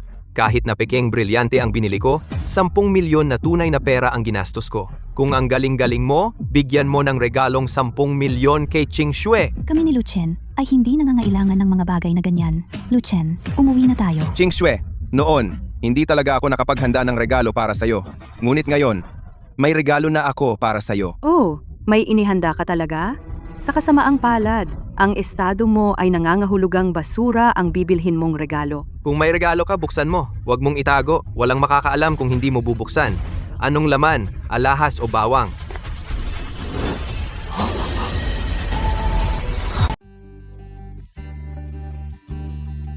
Napakaganda nito. Mahal, ito ang regalong nakuha ko para sa'yo. Gusto mo ba? Diyos ko, itong kwintas na diamante. Ito ba ang maalamat na pag-ibig sa naglahong lungsod? Oo, tama. Ito ang pag-ibig sa naglahong lungsod. Ano? Ang pag-ibig sa naglahong lungsod? Mas maganda pa ba sa Eternal Heart ng kapatid ko? Mas maganda pa? Ang walang hanggang puso, kumpara sa pag-ibig sa naglahong lungsod, puro biro lang. Ang pag-ibig sa naglahong lungsod ay hiwa mula sa isang buong diamante. Ang Eternal Heart ng kapatid mo ay inukit mula sa mga pinagputol-putol na pag-ibig sa naglahong lungsod. At ito ang obra maestra ng kilalang master sa buong mundo, si Torasti. Inabot ng 10 taon para gawin. 5 taon na ang nakalipas sa International Jewelry Exhibition na ibenta ito ng 100 milyon. Ano naman kung 100 milyon? Ang 100 milyon para sa akin ay patak lang sa balde. Pero para sa'yo, ang kwintas na ito ay halos lahat na ng meron ka. Bro, maaaring hindi pa nga sa kanya ito. Tingnan mo siya. May iba pa ba siyang maipapakita? Kaninong kotse iyon sa harap? Nakaharang, ilipat mo. Yan ba ang Ferrari na 5 milyong dolyar na nakaharang? Bro, ilipat mo na. Sige, ililipat ko ang kotse. Hindi ito Ferrari. Lamborghini ito na 12 milyong dolyar. Pasensya na, ililipat ko kaagad. Nandito na tayo. Salamat sa gabing ito. Para saan? Hindi pa tayo diborsyado. Hindi ko hahayaan na pilitin ka ni Zhao Dongyang. Hindi iyon ang dahilan. Nagpapasalamat ako sa'yo para sa pangarap. Pero ngayon, kailangan nang ibalik ang salamin na sapatos ni Cinderella. Anong ginagawa mo? Anong ginagawa ko? Ibinabalik ko ito. Talaga bang akala mo maniniwala ako sa'yo may 100 milyon para bilhin ng Ching Ching Jillian para sa akin? Nakita ko ito. Sabi sa rehistro. Ang kotse na ito ay pag-aari ng Dijing Han Liuhe Chamber of Commerce. Ari-arian ito ng pamilya Han sa Jiangcheng. Si Han Yue ang nagpahiram sa'yo ng kotse na ito, diba? Uy! Bakit hindi mo ako pinaniniwalaan?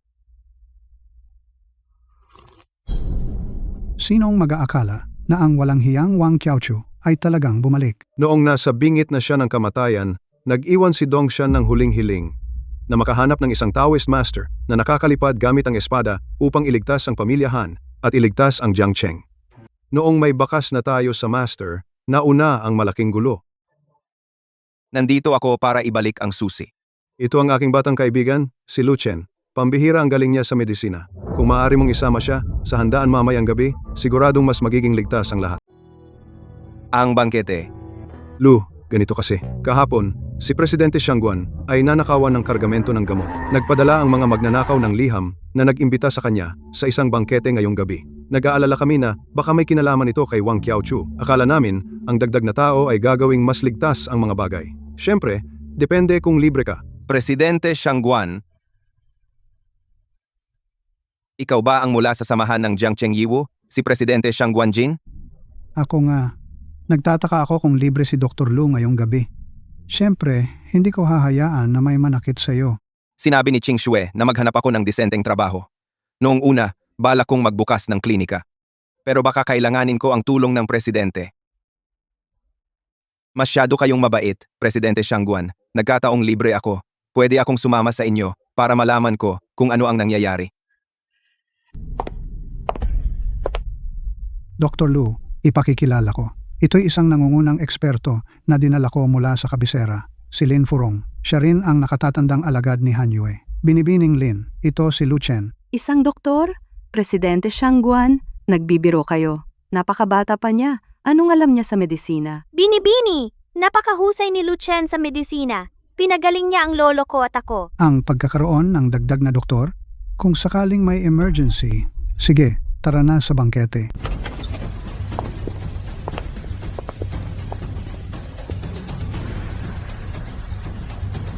Presidente Shangguan, magandang gabi. Itim na ahas. Kaya ikaw pala ang magandang ahas na nagtatrabaho para kay Wang Qiaochu. Nagtataka ako kung sino ang may kapal ng mukha para agawin ang mga kalakal ko. Presidente Shangguan, huwag na tayong magpaligoy-ligoy. Ang batch na iyon ng mga halamang gamot mula sa inyong Medical Martial Arts Association, ako nga ang humarang. Ang ruta ng inyong transportasyon ay ganap na kontrolado ko. Pinatay mo ang mga tauhan ko at inagaw ang mga ruta ko. Ano ba talaga ang gusto ni Wang Qiaochu? Paghihiganti o pangingikil? Sabi ni Ginoong Wang walang mga walang hanggang kaaway sa mundong ito, kundi walang hanggang interes lamang. Pumunta ako rito bilang kinatawan ni Ginoong Wang para mag-alok sa iyo ng ilang benepisyo, Presidente Shangguan. Ito ay isang gintong Buddha mula sa dinastiyang Tang, nayari sa Imperial Berdeng Jade, 1,000 taong gulang na ginseng at ang espada ng bituka ng isda. Akala ko matapang ka, pero noong marinig mo ang pangalan ng aming asosasyon, nagmakaawa ka at humingi ng tawad na parang duwag. Tama na, huwag kang magpaligoy-ligoy. Sabihin mo ang iyong pakay.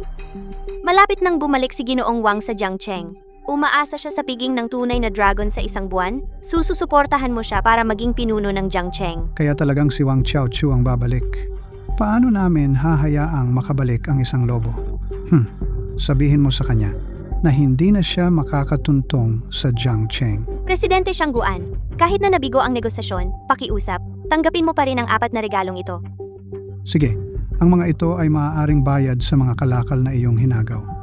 Kukunin ko na. Teka, hindi natin kayang tanggapin ang regalong ito. Bakit naman, Dr. Lu? Anong ginagawa mo? Ito ay isang batong jade na may nakatanim na iridium 192. Malakas ang radyasyong nuklear nito. Presidente Shangguan, kung pananatilihin mo ito ng malapit, magdudulot ito ng malubhang at hindi na maibabalik na pinsala. Sa malalang kaso, maaaring maging banta ito sa buhay. Nung gato, Totoo ba yan? Kalokohan! Presidente Shangguan, ito ay malinaw na mga dumi lamang sa jade.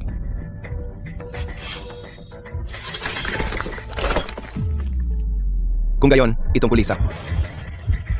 Paano mo iyan ipapaliwanag? Ikaw, ano naman itong espadang bituka ng isda? Anong mali dito? Nakatatak ang espadang ito sa isang selyadong silid sa ilalim ng lupa sa loob ng maraming taon. Ang talim nito ay may mga sinaunang mineral na lason at mga bakterya ng kalawang. Kung isusuot itong malapit sa katawan ng matagal, ang mga kahihinatnan ay magiging mapaminsala. Sa hindi lalampas ng kalahating buwan, Si Presidente Shangguan ay mamamatay ng bigla. Itim na ahas, ang kapal ng mukha ninyong lahat. Dahil hindi kayo dadaan sa madaling paraan, gagawin natin ito sa mahirap na paraan.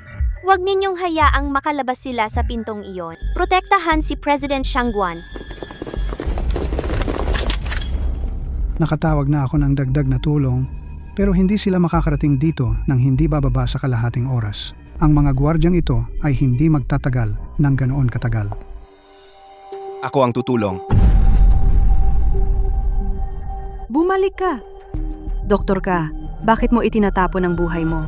Huwag kang mag-alala, magaling talaga si ate. Dahil nandito siya, may 70% tayong tsansang manalo. Ako, 10 sa 10. Ingat ka. Ang Black Snake na iyan ay hindi basta-basta. Para akong madaling talunin. Alam kong magaling ka, pero Sige. Isang maliit na doktor ka lang. Huwag kang makialam. Hindi mo alam kung gaano ako kagaling.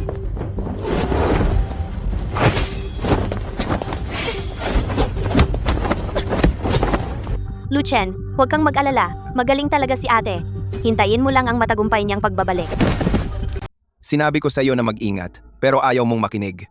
Kailangan mo talagang pumasok ng mag-isa. Ngayon natalo ka na at sinisisi mo ako sa pagdala ng malas sa'yo.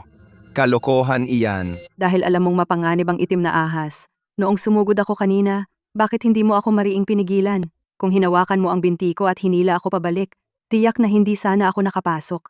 Ang kasalukuyang sitwasyon ay may kinalaman lahat sa'yo. Ang kapal ng mukha mo ang dahilan kung bakit hindi ka natatalo. Anong sinabi mo? Tumigil na kayong dalawa. Paparating na ang itim na ahas at ang mga tauhan niya. Hahaha, Presidente Shangguan. Kapag namatay ka, magkukulang ng isang tao na humahadlang sa mga plano ni Senyorito Wang. Presidente Shangguan, tumakbo ka. Hindi na kailangang tumakbo. Aray. Walang hiya ka. Napatay mo si Presidente Shangguan. Kapag tapos ka ng lumaban. Ako naman, Kahit ako, hindi ko siya kaya. Naghahanap ka lang ng kamatayan. Kung aakyat ka dyan, kaya kanyang patayin sa isang daliri. Bata, matalas ang mata mo. Sayang, masyado kang nagtitiwala sa sarili mo. wala kang karapatang sabihin niyan.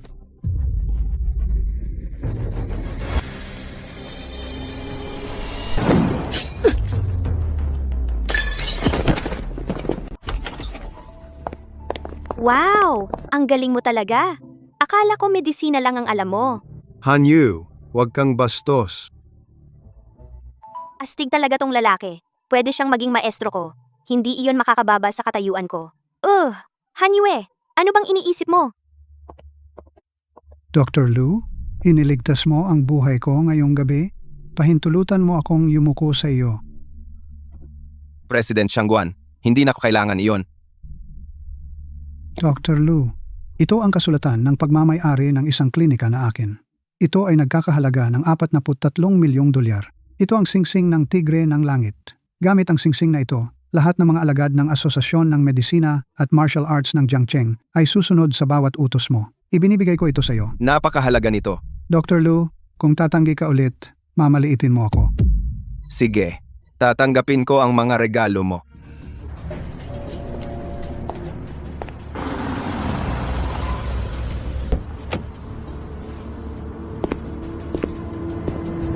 Pangulong Shangguan, okay ka lang ba? Narinig kong inatake ka ni Wang Xiaochu. Oo, talagang ayaw sumuko ni Wang Xiaochu. Mukhang mas marami pang gulo ang darating sa Jiangcheng. Huwag na nating pagtuunan ang malas na bagay na iyan, Jenan. Ipakikilala kita. Ito si Lucien, ang mahimalang doktor. Dalubhasa sa medisina at sa martial arts. Nagawa kong baguhin ang mga bagay sa pagkakataong ito. Lahat ng ito ay dahil sa kanya. Lu, ito si Director Pei Jenan. Kabilang siya sa samahan ng medisina at martial arts ng Jiangcheng. Siya ang puno ng medisina doon. Kung magkakaroon man ng problema ang klinika mo, lumapit ka lang sa kanya. Kumusta, Director Pei? Kumusta, Lu?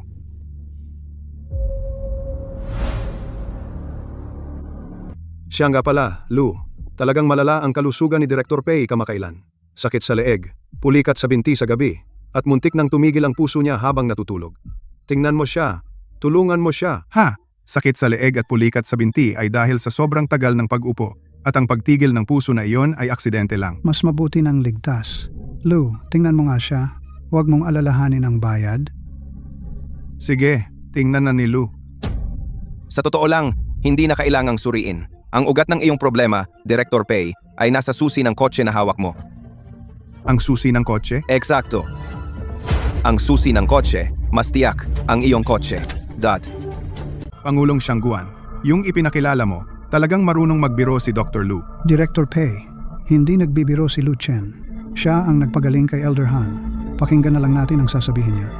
Director Pay, nakapunta na ba ang kotse mong ito sa sementeryo o may nahawakan itong marumi? Hindi, bago pa lang. Katatanggap lang ng plaka. Wala pa nga itong nakasabit na anting-anting. Imposible yan. Ang kotse ang pinagmumulan ng masamang enerhiya. Pwede bang tingnan ko ang kotse mo? Hindi na kailangan. Wala namang sira ang kotse. At magiging maayos ako. Pero ang tunay na ugat ay ang kotse, Director Pay. Napakabata pa, pero puro kalokohan na. Nagkukunwari ng kapangyarihang espiritual. Maaari mong lokohin si Pangulong Xiangguan at si Elder Han, pero hindi ako. Pangulong Xiangguan, aalis na ako. Mag-usap na lang tayo mamaya.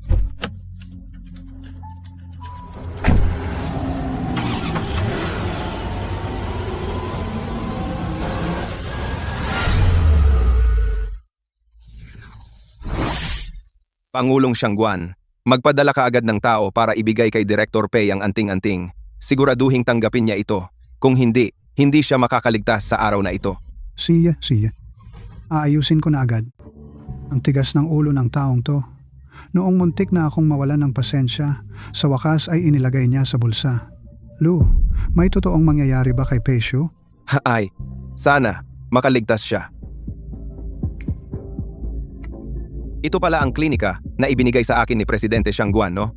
Ngayon hindi masasabi ni Ching Xue na ako'y nagpapabaya, di ba?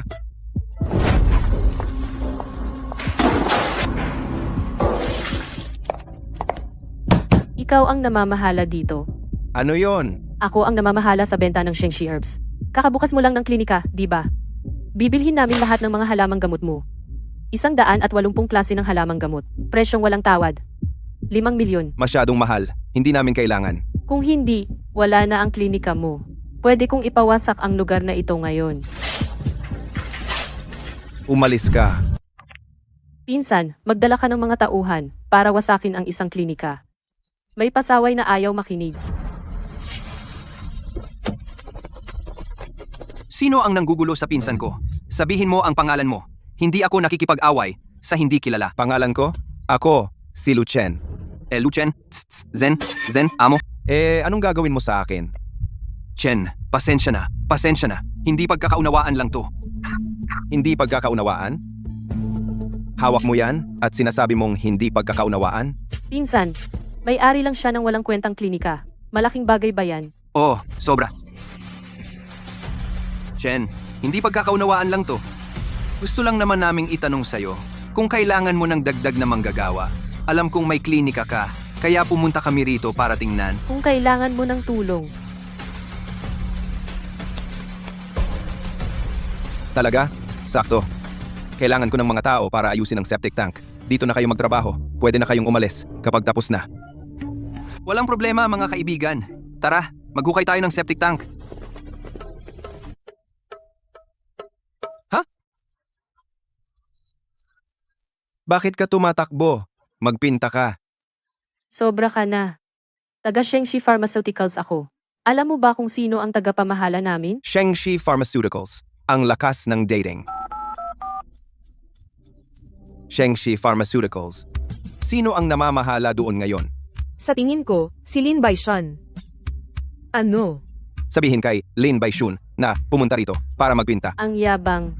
Hintayin mo, gigibain namin ang klinika na ito.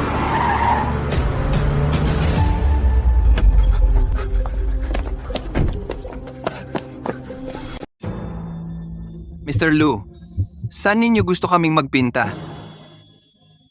Mr. Lin, ikaw. Hindi masama.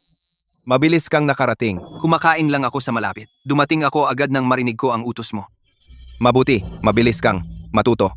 Hindi mo kailangang magpinta ngayon. Bantayan mo lang sila. Paano mo na-offend si Mr. Lu? Ako. Hindi ko naman. Gusto ko lang kausapin si Mr. Lu tungkol sa negosyo. Ganyan ka pala makipagnegosyo? Medyo kakaibang paraan iyan. May ideya rin ako. Si, Mr. Lu.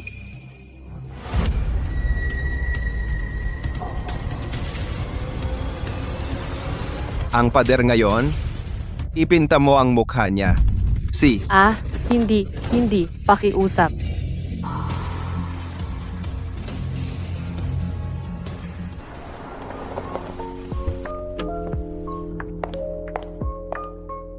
Lucien, wala ka bang ambisyon? Ilang araw na? Nakahanap ka na ba ng trabaho? Malapit na. Naghahanap pa ako. Huwag kang mag-alala. Hindi ako magpapalamon sa pamilya mo. Anong klaseng ugali iyan? Nagrereklamo ba ako na nakikitira ka? Gusto ko lang na magkaroon ka ng totoong trabaho. Totoong trabaho, ha?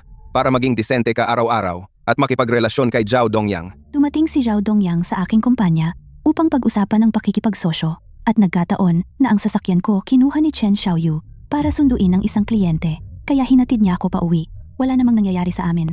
Huwag mo akong siraan. Sana lang, ang mga palitan na ito ay hindi mauwi sa pag-ibig. Lucien, pwede bang itigil mo na ang walang kwentang selos mo? Wala talaga itong kwenta. Kung ginamit mo lang ang lakas na iyon sa paghahanap ng trabaho, may trabaho ka na sana ngayon. May totoong trabaho na ako ngayon. Ano, nagbukas ka ng klinika? Lucien, ano ba talaga ang sinusubukan mong gawin? Nangako ka sa akin na hindi ka nagagamot ng walang ingat. Pero ano bang ginawa mo? Hindi ka lang naging doble kara, nagbukas ka pa talaga ng klinika. Mahalaga pa ba ako sa iyo? Alam mo ba na maraming tao ang mapapatay mo ng ganito? May lisensya ka bang pang medisina? Sinasabi ko sa'yo, bago ka pa makagawa ng aksidenteng medikal, isara mo ang klinika ngayon na. Pasensya na, hindi ko magagawa iyon. Ang klinikang ito ang gawain ng buhay ko. Hindi ko ito isasara. Kung hindi mo gagawin, umalis ka sa pamilya, Ye. Ikaw mismo ang nagsabi. Sana hindi mo ito pagsisihan. Lucien, bumalik ka.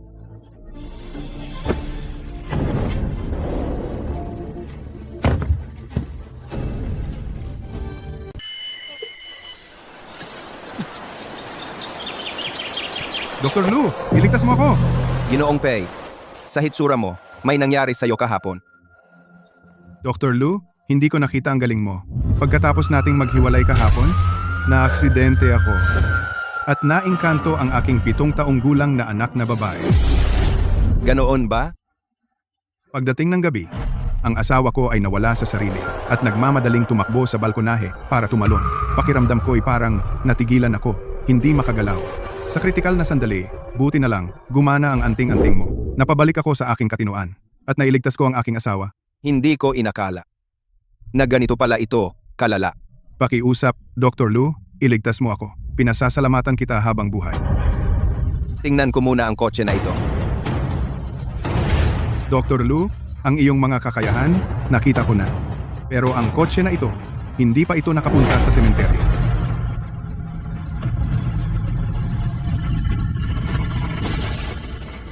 Paano napunta to sa kotse ko?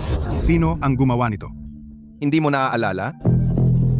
Posible bang noong oras na iyon, noong nabangga ko ang prosesyon ng libing, noong nakaraang buwan, nagmamadali akong pumunta sa airport at nakasalubong ko sa daan ang isang prosesyon ng libing. Aksidente kong nabangga iyon. Posible bang dahil doon? Nabangga lang? Hindi ka nagsasabi ng totoo. Hindi ka pa rin prangka hanggang ngayon. Kung ganoon, hindi kita matutulungan. Doc, mali ako. Mabilis ang takbo ko. Wala akong natamaan, pero nagulo ko ang buong prosesyon. Binigo ko sila. Ganyan dapat. Kapag nakasagupa mo ang prosesyon ng libing, dapat kang magbigay daan. Pero dumiretso ka lang at hindi ka humingi ng tawad o nagbayad pinsala. Kaya, hindi nakapagtataka na nangyari ito. Doc, mali ako. Paano ko ito aayusin ngayon? Para maayos iyon, kailangan mong alisin ang sama ng loob na iyon. Sunugin ito. Doc, ano bang dapat kong gawin? Amo, subukan mo kaya ng ibang lighter. Doc, anong nangyayari? Kalmahan mo. Pahinga. Alam ni Pei na mali siya. Hayaan mo na siya ngayon. Sunugin mo siya ulit. Pasensya na. Hindi ko na uulitin. Tama na. Ayos na. Magmaneho ka lang ng normal. Salamat, Dr. Lu. Pero itong kotse, hindi ko kayang imaneho. Nga pala, Lou, wala ka pang kotse, di ba? Wala pa. Kung ayos lang sa'yo, Lou, sa'yo na ang kotse na ito. Ikaw ay isang dalubhasa. Ikaw lang ang makakayanan. Kunin mo. Kunin mo. Dahil napakabuti mo, Mr. Pay. Sige, kukunin ko na. Uy, bayaw! Ang biyahe ko ay alas 5:30 ngayong hapon. Sunduin mo ako sa paliparan. Xiao, Xiao. Ang ate mo at ako ay Bayaw, sasakay na ako. Huwag kang mahuli, ha? gagamitin ko ang kotseng ito para sunduin siya. Bayaw, bakit ka nagmamaneho ng ganyang kagandang kotse? Siguro 20 milyon ang halaga ng kotseng ito. Sa paliparan kanina, lahat ng kaklase ko ay umiiyak dahil sa inggit. Ano kung sabihin ko sa iyo ang isang kaibigan ko ay sinumpa ng masamang enerhiya? Tinulungan ko siyang alisin ang sumpa, kaya binigay niya sa akin ang kotse. Paniniwalaan mo ba? 6 na buwan na. Ang bayaw ko ay dalubhasa na ngayon. Ang galing! Naniniwala ka sa sinabi ko? Hindi mo ba naisip na imbento ko lang iyon? Bakit ko sasabihing imbento mo lang? Ibig kong sabihin, mula sa isang pangit na bibe, naging isang tunay na kagandahan. Natural lang na naging magaling ka. Kung ang ate mo iyon, hindi niya ako paniniwalaan. Bayaw, bakit ka humihinto dito? Sige, pasok na. Xiao, Xiao. Sa totoo lang, tapos na kami ng kapatid mo. Kaya hindi na kita maihatid papasok. Ano? Wala na akong dahilan para manatili sa pamilya Ye. Wala akong pakialam, hindi ka aalis. Xiao, Xiao. Nitong mga nakaraang taon, ilang buwan lang talaga tayong magkasama. Bakit ayaw mo akong pakawalan? Noong huling pista ng tagsibol, noong gabing sumakit ang appendix ko, mag-isa mo akong binuhat papuntang ospital. Noon ko nalaman na ikaw ang bayaw ko. Kung talagang kailangan mong umalis, isama mo ako. Bahala ka.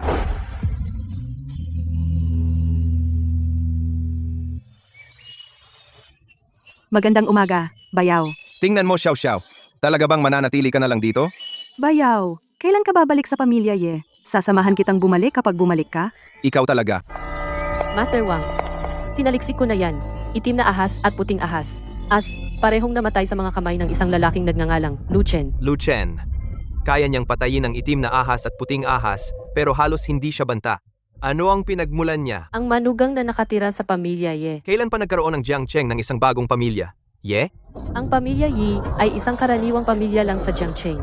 Ang asawa ni Lu Chen, si Qing Sui, ay nagpapatakbo lang ng maliit na kumpanyang nagkakahalaga ng mas mababa sa 100 milyon. Kaya si Lu Chen ay walang iba kundi isang tangang puro laman. Swerte talaga ang batang yan sa mga babae. Dalhin mo siya dito. Pagkatapos kong manalo, tatamasahin ko siya ng mabuti. Makatitiyak ka, Master Wang. Ang mga kapatid kong sina itim na ahas at puting ahas, namatay sa kanyang mga kamay, isinusumpa kong ipaghihiganti ko sila. Mabuti. Sa loob ng kalahating oras, gusto kong makita ang ulo ni Lu Chen. Nagdala ako ng 2 master mula sa Heaven Ranking. Hindi makakaalis ng buhay si Lu Chen. Kapag nakuha ko na ang Jiangcheng, ikaw ay magiging isa sa mga elder. Dragon Snake Media ay gustong ipromote ang mga produkto natin. Sige, pupunta ako agad.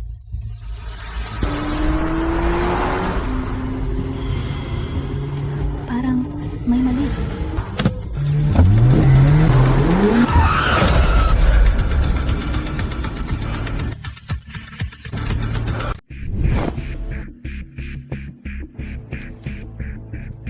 Ikaw ang pinuno ng Dragon Snake Media, Green Snake. Hindi ba't nandito tayo para pag-usapan ang pakikipagtulungan?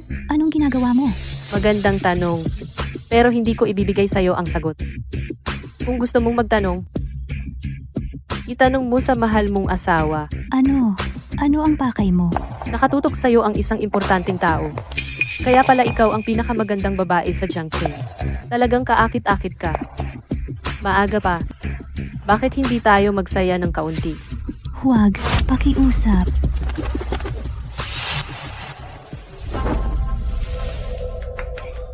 Ang galing ng bayaw. Anong nangyayari?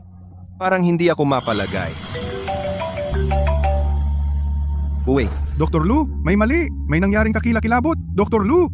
anong nangyari? Ano, may nakita ka na namang kakaiba? Nagpadala ang kapatid ko ng alerto na nagsasabing na aksidente lang si Binibining Ching Shui. Nawawala na siya. Ano? Baka dinukot siya. Nakita namin sa mga kamakailang tawag niya nabanggit ang Dragon Snake Media. Iyan ang kumpanya ni Wang Qiaochu. Naiintindihan ko.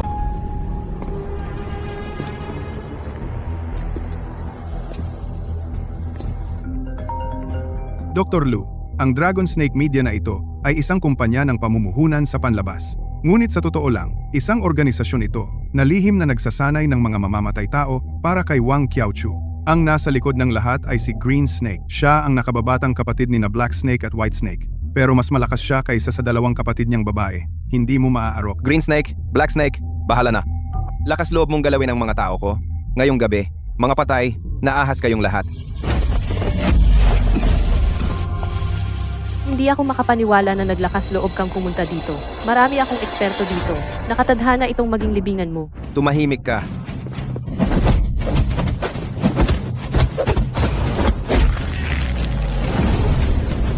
Ang mga nangungunang master ay walang espesyal. Dalawang sabay-sabay mong napatay, mga ekspertong nasa heavenly rank. Kaya pala ang dalawang ate ko ay parehong nahulog sa'yo. Nasaan ang asawa ko? Hahaha, asawa mo? Patay na siya. Hinahanap mo ang kamatayan mo.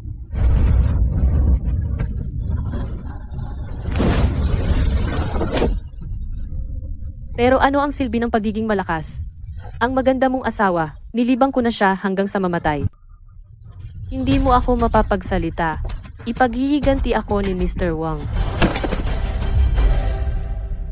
Ching Shui, mag-ingat ka. Lu Chen, Ching Shui, okay ka lang? ayos lang ako. Paano namatay ang mga taong ito? Narinig kong sabi nila, lahat sila ay mga nangungunang eksperto sa Sky Ranking. Pinatay ko sila para mailigtas ka. Huwag kang magyabang, okay? Alam mo ba ang mga kinakailangan para makapasok sa Sky Ranking? Sa buong Jiangcheng natin, walang sino man ang nakapasok sa Sky Ranking. Kung ganoon ka kagaling, ikaw na sana ang namumuno sa Jiangcheng. Ang pinuno ng Jiangcheng. Kung gusto ko, kaya kong maging iyon kahit kailan. Pakibaba mo ako. Kaya kong maglakad mag-isa. King Shui, hindi ka ba makapagtiwala sa akin kahit minsan? Hindi. Ching Shui, balang araw, magiging pinuno ako ng Jiangcheng. Patutunayan ko ito sa harap ng lahat. Hindi ako papahuli kanino man. Binatang Ginoong Lu, matandang Ginoong Han, na sa problema sila, pumunta ka agad sa bahay ng mga Han. Papunta na ako. May apurahan akong kailangan. Mas mabuting magpa-check up ka sa ospital. Wala kang pakialam.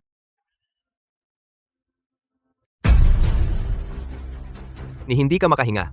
Matandang Shangguan. Mas mabuting sumuko ka na lang. Sumuko ka na. Sa panaginip mo, lahat, tulungan ninyo ako. Wang Qiaochu, natalo ka. Ngayon, tuturuan kita ng leksyon. Hindi dapat ipahiya ang Jiangcheng. Noon, palihim kang umalis sa Jiangcheng. At ngayon, lalabas ka rin dito ng ganoon. Oh, talaga? Imposible. 5 taon lang? Wang Qiaoxi? Paano ka naging napakalakas? Dahil sa iyo lahat. Sa loob ng 5 taon, hindi ako nangahas magpahinga kahit isang araw. Para lang mabayaran ang lumang utang. Talo tayo. Sa pagkakataong ito, ang Jiangcheng ay talagang mahuhulog sa kamay ng demonyo. Kaya pala may mga immortal na lumilipad sa mga espada. Kaya pala totoo ang mga huling salita ni Patriarch Han. Ha ha ha, Wang Qiaochu, nagpakanaka at nagplano, ngunit iba ang plano ng tadhana. Maaring patay na ang anak kong si Dongshan, ngunit mayroon pa ring makakatalo sa iyo sa mundong ito. Ang kapal ng mukha mo! Hinawakan mo ang babae ko! Hinawakan mo si Ye Ching Shui! Sige, paano mo gustong mamatay? Hindi, imposible iyan. Imposibleng may mga immortal sa mundong ito. Ayoko maniwala. Mamatay ka. Wasa! Ito ay mahika ng immortal. Ikaw talaga ay isang immortal. Thank you. Kaya pala totoo na may mga immortal. Ang rurok ng sining ng pakikipaglaban ay ang pagiging isang immortal. Hahaha. Anong klaseng immortal ka? Ngunit sa huli, tao ka pa rin. Kaya mong harangan ng mga espada, ngunit makakaligtas ka ba sa bomba? Wang Cheochu, baliw ka ba? Tigilan mo na. Dr. Lu, Binatang Ginoong Lu, Dr. Lu, ang iyong mga kasanayang maladiyos ay nagpamangha sa amin. Ang krisis na ito sa River City, utang namin lahat ito sa iyong tulong. Mula sa araw na ito, susunod ang River City sa pangunguna ni Dr. Lu. Anuman ang iyong utos, susundin namin ng walang pag-aalinlangan. Masyado kayong mabait po. kinikilala nating lahat si Dr. Lu bilang pinuno ng River City. Siya ang mamamahala sa River City. Lu Chen, mula ngayon, gagawin ko ang anumang sasabihin mo. Bata, mula ngayon, ikaw na ang hari ko.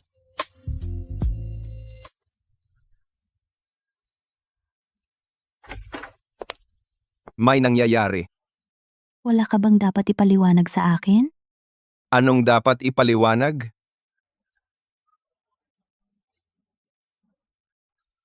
Ano bang dapat ipaliwanag? Bukod dyan, kung sasabihin ko sa'yo, hindi mo rin naman paniniwalaan. Ate, huwag kang masyadong masungit sa bayaw ko.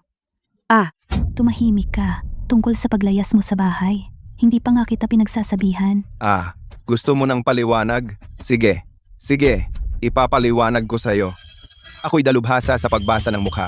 Ang aking martial arts ay nasa tuktok at ang aking husay sa medisina ay walang katulad. Iniahon ko si Chu Hongyan sa matinding kagipitan. Ako mag-isa ang dumurog sa Liuhe Chamber of Commerce. Kinalaban ko ang tadhana mismo. Binuhay kong muli si Han Shixiong. Nakipaglaban ako sa 100 para iligtas si Xiang Guanjin. Ginamit ko ang aking pagbasa ng mukha para iligtas ang buhay ni Pei Jianan. Kanina lang, sa laban ng buhay-kamatayan, tinalo ko si Wang Xiaochu at iniligtas ang River City.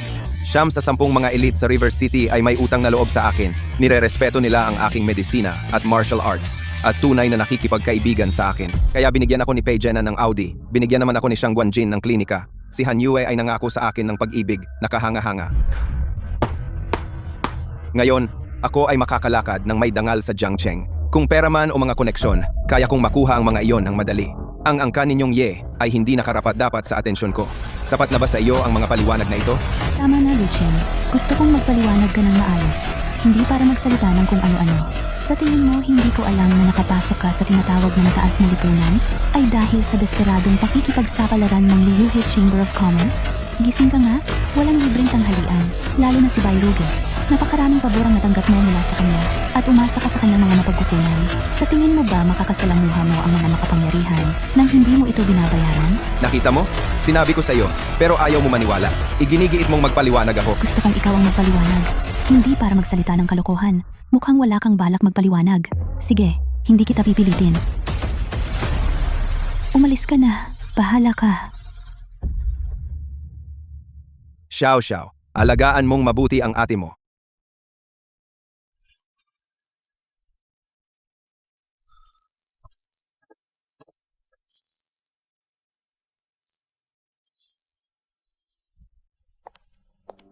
Ate, hindi ka pa ganap na gumaling. Bakit kailangan mo pang pumunta? Oo, iha. Naniwala ka nga sa mga salita ng walang kwentang si Lu Chen?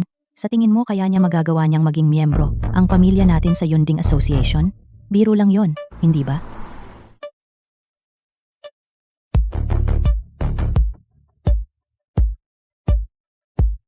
Pumasok na muna tayo sa loob.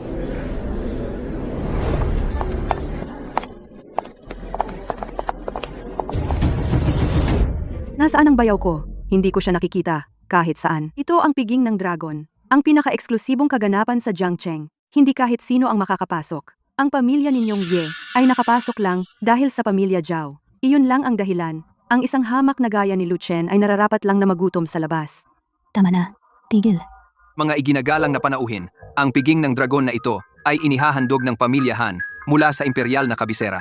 Lahat ng nangungunang pamilya sa Jiangcheng ay nagkaisa para sa ingranding handaan na ito. Ang piging na ito ay personal na pamumunuan ng pinuno ng Jiangcheng. May bagong pinuno na ang Jiangcheng?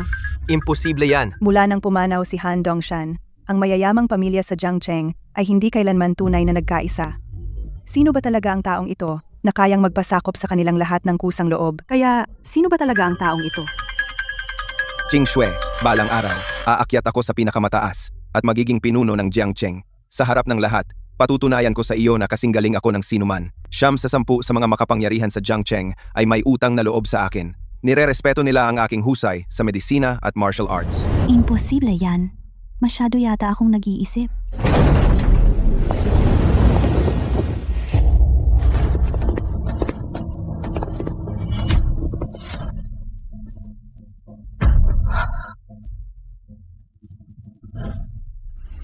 Mula ngayon, ang Jiang Cheng ay yuyukod lamang sa akin.